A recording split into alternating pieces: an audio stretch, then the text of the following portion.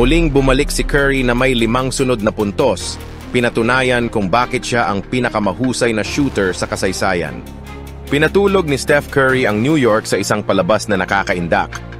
Bago tayo magpatuloy, kung bago kayo sa channel, huwag kalimutang mag-like at subscribe para sa mga bagong videos. Magpatuloy na tayo. Ang Golden State Warriors ay nakipagtuos sa New York Knicks sa isang electrifying na laban na may intensity na parang isang playoff game. Sa mainit na simula ng Warriors at sa pangunguna ni Stephen Curry, nahirapan ng Knicks na makasabay sa kabila ng isang inspiradong home crowd na puno ng mga celebrity. First quarter, ang Warriors ang nagdikta ng laban. Binuksan ng Golden State ang laro sa 3 sunod na baskets. Agad pinapainit ang kanilang opensa. Dahil wala si Karl Anthony Towns, umasa ang Knicks kay Mitchell Robinson upang patatagin ang depensa. Ngunit hindi nag-aksaya ng oras si Curry, agad na nagtala ng kanyang unang puntos sa pamamagitan ng isang and-one layup. Gumanti ang New York sa isang 6-0 run upang manatiling dikit ang laban. Sa kalagitnaan ng unang yugto, bumitaw si Curry ng isang tres at isang mid-range jumper, ipinapakita ang kanyang husay sa opensa.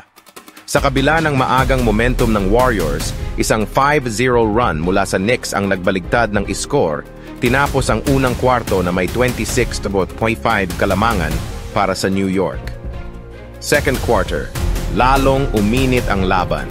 Sa second quarter, muntik nang bumagsak si Miles McBride sa VIP seats. Halos matabig ang baso ni Jennifer Hudson sa courtside. Nag-alab ang crowd ng Knicks, pangunguna ng die-hard fan na si Spike Lee, lalo na nang umarangkada ang New York sa isang 8-2 run. Ngunit mabilis na tumawag ng timeout si Steve Kerr upang ayusin ang diskarte ng Warriors. Gumanti ang Golden State ng sunod-sunod na baskets, kabilang ang isang mahalagang tira mula kay Jimmy Butler. Pinangunahan ni Jalen Brunson ang opensa ng Knicks. Nagtapos ng first half na may 7 puntos. Sa kabila ng pagsisikap ng Warriors, nanatili ang kalamangan ng home team sa 8 puntos sa pagtatapos ng unang kalahati, 55-47. Third quarter, balasahan ng kalamangan. Sa pagsisimula ng third quarter, naging isang matinding sagupaan ang laban habang sina Stephen Curry at Draymond Green ang nag-orchestrate ng opensa ng Warriors. Nagpundar si Curry ng 6 na sunod na puntos, kabilang ang isang nakamamanghang double step-back jump shot laban kay Josh Hart. Nahanap ng Warriors ang kanilang rhythm, bahagyang bumaligtad ang momentum pabor sa kanila. Ngunit hindi bumitaw ang New York, nanguna si Jimmy Butler sa opensa, nagpakawala ng 2 magkasunod na slam dunk. Isang putback slam mula kay Brandon Podziemski ang nagpalobo sa kalamangan ng Warriors sa 4. Subalit sumagot ang Knicks ng isang 5-0 run, nagpapanatili ng dikit na labanan. Muling bumalik si Curry na may 5 sunod na puntos, pinatunayan kung bakit siya ang pinakamahusay na shooter sa kasaysayan. Ngunit nang siya ay lumabas ng laro, sinamantala ito ng New York at kumamada ng isang 8-2 run. Sa pagtatapos ng ikatlong yugto, bahagyang lumamang ang Golden State, 82-81.